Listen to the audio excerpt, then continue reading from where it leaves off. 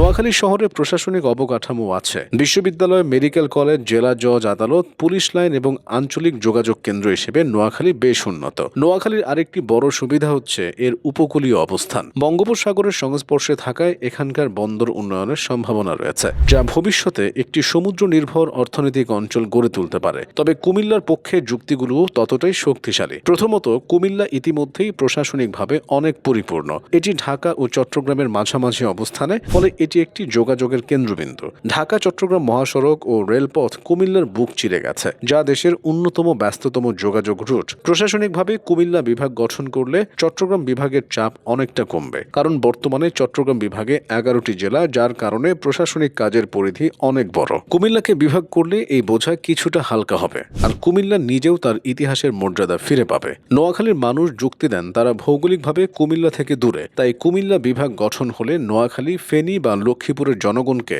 অনেক দূর পর্যন্ত গিয়ে প্রশাসনিক কাজে যেতে হবে না, বরং নোয়াখালী বিভাগ হলে তাদের জীবন অনেক সহজ হবে। অন্যদিকে কুমিল্লার সমর্থকরা বলেন, নোয়াখালীর আশপাশের অঞ্চলগুলো যেমন চাঁদপুর, ব্রাহ্মণবাড়িয়া বা কুমিল্লা সবই ঐতিহাসিকভাবে এক প্রশাসনিক ছাতার নিচে ছিল। তাই কুমিল্লাকে বিভাগ করা হলে উন্নয়ন পরিকল্পনা ও প্রশাসনিক ব্যবস্থাপনা আরও সমন্বিত হবে। নোয়াখালী বিভাগের ক্ষেত্রে কিছু চ্যালেঞ্জও আছে। এর ভৌগোলিক অবস্থান উপকূলীয়, অর্থাৎ ঘূর্ণিঝড় ও জলোচ্ছ্বাসের ঝুঁকি এখানে বেশি।